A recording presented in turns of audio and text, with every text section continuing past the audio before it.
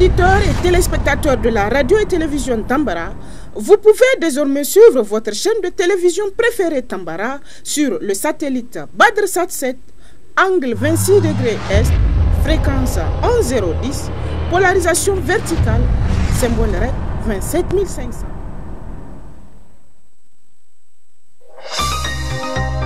Suivez le journal avec STM Transport Voyageurs, une nouvelle façon de voyager.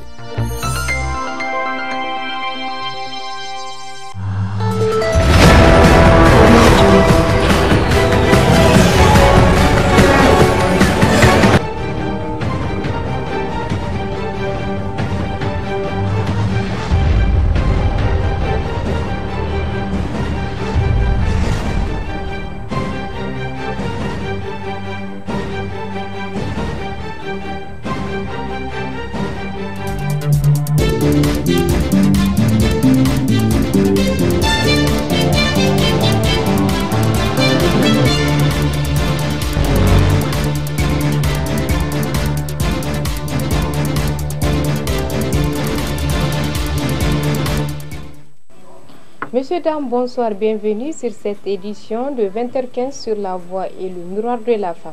Cela dit, ce jeudi 14 novembre 2024 marque la poursuite du Forum national sur le décès maternel et périnatal. Un panel qui a pour but de mobiliser toutes les parties prenantes et organisé à cet effet. Rayana Toudoula et Abdulmouni Hamani pour le reportage.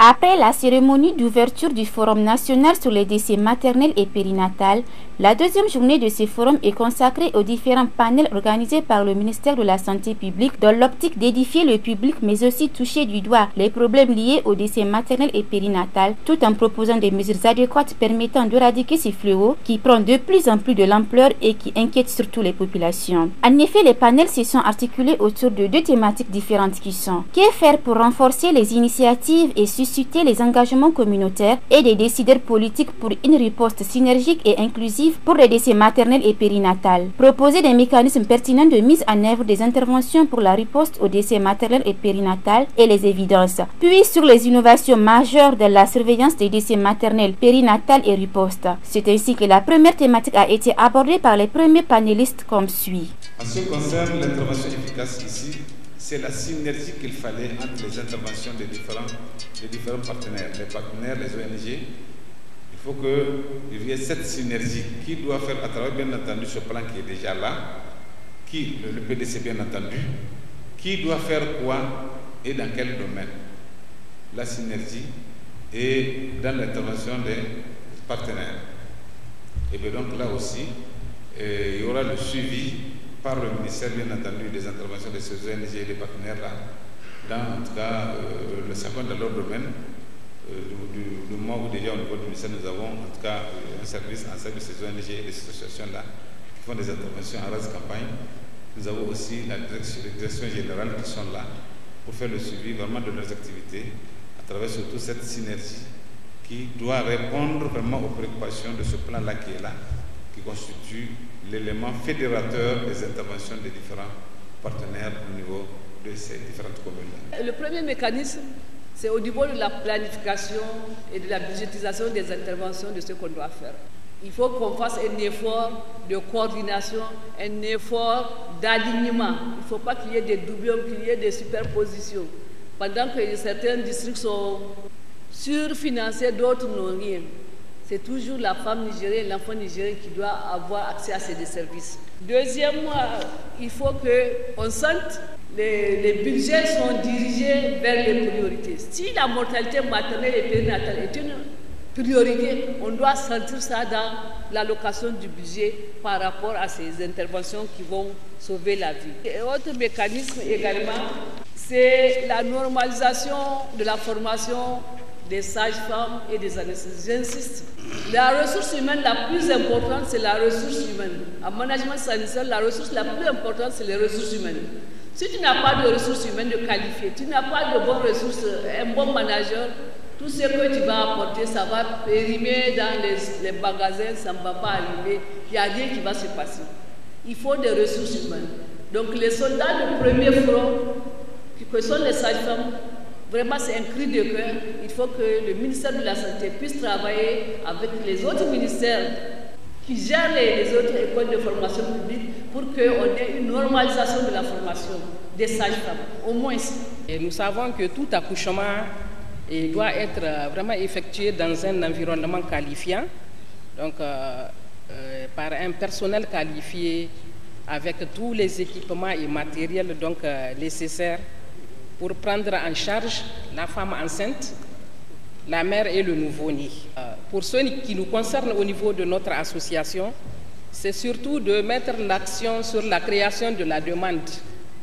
Et quand on parle de création de la demande, ça exige donc des compétences au niveau des sages-femmes, des compétences avérées pour la prise en charge de la santé maternelle et néonatale, et veiller surtout à ce que nos prestataires de soins aient un comportement favorable et pour mettre donc en confiance les femmes afin que ces dernières bénéficient vraiment des soins respectueux. Nous sommes partie prenante également de leur formation. Et à cela, c'est sûr que pour être sur le même diapason que tous les pays, il convient de faire des réformes. On ne peut pas continuer ainsi. Certes, les réformes vont être douloureuses au départ, mais qui porteront leurs fruits à court, à moyen et à long terme. Il faut des réformes pour que la qualité y soit. Également, donc, un autre point, c'est l'actualisation régulière, donc on l'a dit, des protocoles de prise en charge selon les standards internationaux. C'est important de le dire. Et également développer les compétences en chirurgie obstétricale d'urgence, puisque ce sont les urgences qui forment le gros lot donc, de la mortalité maternelle. Parmi nous tous, ceux qui sont les premières à l'avant-garde, c'est d'abord la sage-femme, parce que c'est elle qui donne la vie. Si elle sauve, si nous ou les gynécos sauvent une mère ou un enfant, elle sauve des centaines. Donc, en fait, il faut qu'elle soit au centre de ça et travailler avec vraiment. Et il faut que l'un des problèmes qui se trouve, il n'y a pas de leadership. Il faut qu'il y ait des leadership qui doivent avoir des cahiers de charges et à tous les niveaux. Après la présentation de ce premier panel, quelques participants se sont prononcés pour apporter également leur contribution en vue de pallier ce problème. Nous nous sommes engagés à sensibiliser la population sur les risques liés au mariage précoce et sur les risques liés aussi aux accouchements à domicile. Et enfin, nous nous sommes engagés aussi à contribuer à la notification des cas de décès au niveau communautaire. Parce que les résultats que vous avez vus, ça c'est des décès institutionnels. Ça veut dire que c'est les décès qu'on a notifiés dans les formations sanitaires. Il y a beaucoup de décès maternels qu'on n'arrive pas à notifier qui sont dans la communauté et il faut nécessairement qu'on arrive à... Et pour cela, nous pensons qu'en mettant en place avec ces engagements, toutes les parties prenantes qui ont pu apprendre ces engagements et en mettant en place aussi un mécanisme de suivi, peut-être qu'on va améliorer nos indicateurs. Nous, à notre niveau, nous sommes en train, au niveau institutionnel, de mettre un dispositif qui va faciliter l'accès aux soins. Et on peut déjà le dire, avec la réduction des tarifs, nous avons constaté une augmentation de fréquentation de centres de santé. L'autre aspect, c'est surtout l'aspect communautaire. Les femmes doivent venir à temps. Et comment elles doivent venir à temps? Il faut que les différents acteurs, les hommes que nous sommes, qu'on accompagne ces femmes-là pour qu'elles puissent venir à temps. Il faut aussi que les femmes acceptent elles-mêmes de faire recours au centre de santé dès que c'est possible. Pour mettre fin au décès maternel et périnatal, les autorités doivent prendre en compte toutes les suggestions qui ont été faites afin que les populations mènent une vie harmonieuse. Autre aspect de ce journal, la délégation générale des étudiants de la faculté d'agronomie a organisé ce matin la journée scientifique, culturelle et sportive sous le thème souveraineté alimentaire, innovation et défis pour une agriculture durable et résiliente dans un contexte de changement climatique. Une cérémonie rehaussée par la présence de plusieurs personnalités de marque, Lawali Kane Abdurrahman et Ibrahim Kantama pour le compte rendu.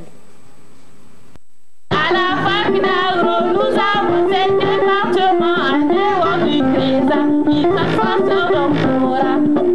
La délégation générale des étudiants à la faculté d'agronomie, une fois de plus engagée aux côtés de ses militantes et militants. Oui, effectivement, cette année également, elle n'a pas dérogé à sa tradition en organisant la 19e édition de la semaine scientifique, culturelle et sportive sous le haut parrainage du ministre de l'Agriculture et de l'Élevage, du directeur du programme alimentaire mondial du Fonds d'investissement pour la sécurité alimentaire et nutritionnelle FISAN, de la ferme sémencière Aïnouma FSA et de l'agence universitaire francophone AUF. En effet, cette activité de grande envergure est placée sous le thème souveraineté alimentaire, innovation et défis pour une agriculture durable et résiliente dans un contexte du changement climatique. Cette thématique revêt d'une importance capitale au vu de la politique nationale de la quête de la souveraineté alimentaire et l'autosuffisance alimentaire. C'est pourquoi le délégué général de la faculté d'agronomie a tout d'abord indiqué le contexte dans lequel s'y tient cette activité, son importance ainsi que les défis que fait face le secteur agricole du Niger, tout en soumettant leurs doléances. Cette thématique intervient dans un contexte où, contre les effets du changement climatique et la croissance démographique, le Niger et les Nigériens montrent tous les schémas et dispositifs nécessaires pour atteindre cette souveraineté alimentaire tant chantée. En effet, le changement climatique a depuis plusieurs années cessé d'être perçu comme une simple curiosité scientifique ou une préoccupation environnementale non significative. Ce catalysme climatique amphigourique représente chaque jour davantage le défi environnemental le plus important de notre temps pour tous les décideurs et acteurs de l'agriculture et ceux des domaines connexes. Monsieur le doyen, notre cher pays, le Niger, en quête de la souveraineté alimentaire, a plus besoin des agronomes pour atteindre cet objectif. Pour cela, au nom de la délégation générale des étudiants à la faculté d'agronomie, je vous demande l'acceptation de tous les détenteurs de licence générale sans critères de sélection en Master 1 général pour contribuer au développement du pays en multipliant les agronomes. En prenant la parole, le doyen de la faculté d'agronomie a présenté la composition de son institution tout en étalant ses projets. Il faut aussi savoir que la faculté d'agronomie, depuis un certain temps, c'est au moins 7 masters qui sont en cours. Donc on peut citer le master en production végétale, dénommé phytotechnie, qui forme donc des étudiants dans l'optimisation des cultures. On a aussi le master en économie rurale, le master en forêt, on a le master en gestion intégrée des sols et des eaux, on a également le master en nutrition humaine et technologie agroalimentaire. Également le master CRESA, qui est le centre régional en agronomie, et également le master CERP, qui vient du centre CERP. Le centre CERP, c'est un centre d'excellence régional en production pastorale, donc qui traite un peu du lait, de la viande et des cuirs et peaux, je dirais du master production animale. Depuis un certain temps, notre faculté s'est insérée dans une démarche continue d'amélioration de la qualité, notamment à travers ces différents masters que je viens de citer. Le délégué a posé une question majeure. Je crois qu'à ce titre, la faculté aussi n'a pas oublié. Mais on ne peut pas faire passer tout le monde en M1. À ce titre, je pense que la faculté a des projets. Comme on dit, on va aller vers des licences professionnelles. Pratiquement tous les départements sont à l'œuvre actuellement pour la mise au point de ces différents masters professionnels. Pour sa part, le secrétaire général adjoint du ministère de l'Agriculture et de l'Élevage a indiqué les mobiles de cette activité, les engagements des autorités nigériennes, tout en réitérant la volonté d'accompagner ces étudiants afin de relever les défis liés à l'insécurité alimentaire. La rencontre d'aujourd'hui autour du thème souveraineté alimentaire, innovation et défis pour une agriculture durable et résiliente dans un contexte de changement climatique intervient à un moment où les domaines vitaux tels que la sécurité alimentaire, les nouvelles technologies innovantes pour le développement des productions agro-pastorales et halieutiques, l'éducation et la formation, l'appui conseil aux producteurs, la bonne gouvernance et la résilience des communautés face aux chocs et crises s'affichent au premier rang des priorités de notre agriculture. Au Niger, plusieurs stratégies de développement agro-pastoral ont été élaborées et mises en œuvre par le ministère de l'Agriculture et de l'Élevage pour contribuer durablement à la sécurité alimentaire. Cependant, pour joindre l'utile à l'agréable, les prestations culturelles des pièces théâtrales ayant trait à la promotion de l'agriculture et la sensibilisation sur les impacts du changement climatique ont donné un cachet particulier à ces grands rendez-vous. Il faut les retenir également. Certains étudiants du domaine de l'agronomie à cette circonstance ont marqué leur présence à travers l'exposition des produits essentiellement locaux, ce qui prouve à suffisance l'intérêt qu'ils accordent à ce domaine. Suite de ce journal, hier 13 novembre 2024, dans l'enceinte de la maison des jeunes MJC Diado Sekou, s'est tenue la cérémonie de sélection des musiciens qui vont représenter la ville de Niamey pour la compétition qui aura lieu du 19 au 24 décembre 2024 à Tawa. Suivez cet élément.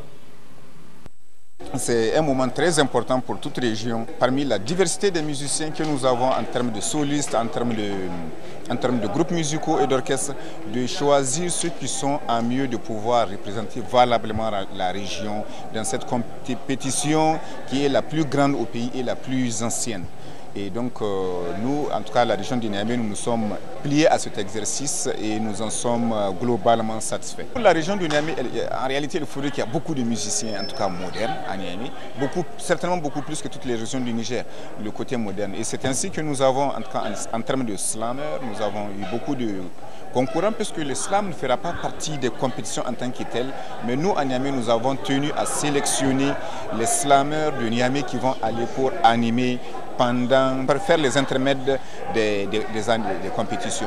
Et c'est ainsi aussi que donc, le côté rap aussi, nous avons sélectionné le nombre de rappeurs qu'il faut pour faire l'animation. Après, il y a en termes de concours, le concours des solistes. Vous savez, à Niamey, il y a beaucoup de solistes, des solistes qui jouent les instruments modernes comme les solistes qui jouent les instruments traditionnels. Et finalement, Niamey va présenter un artiste qui joue d'un instrument traditionnel en compétition solo.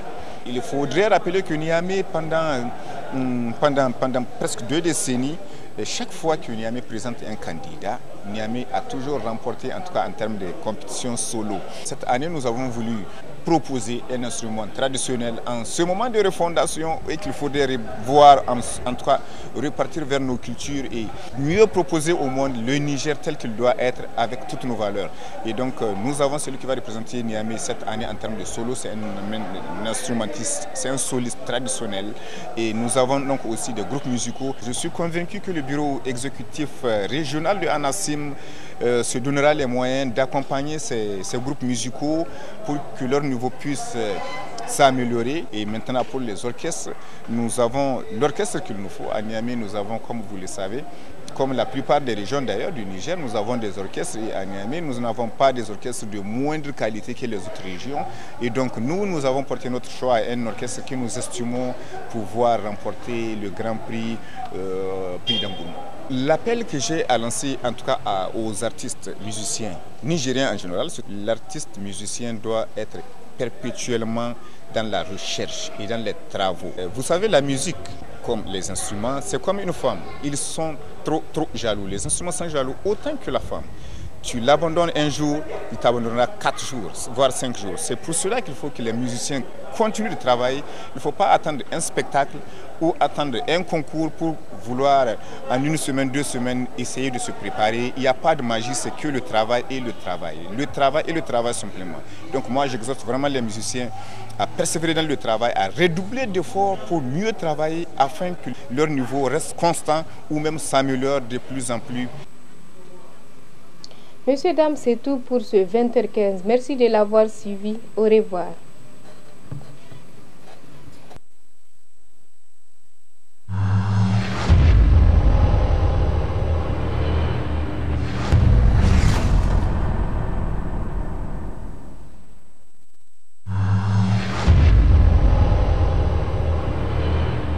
Chers auditeurs et téléspectateurs de la radio et télévision Tambara, vous pouvez désormais suivre votre chaîne de télévision préférée Tambara sur le satellite BadrSat 7, angle 26 degrés Est, fréquence 11010, polarisation verticale, symbole REC 27500.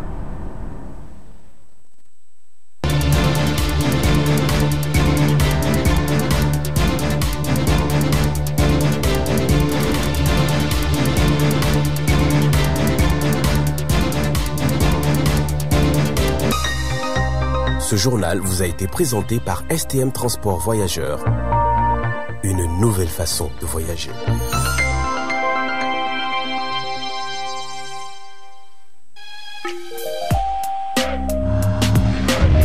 Pour vos annonces publicitaires, reportages, couvertures médiatiques, ateliers, séminaires de formation, contactez le service commercial de la radio-télévision Tambara sur les numéros suivants: le 80 10 25 25, 89 10 25 25 ou encore le 87 20 30 00.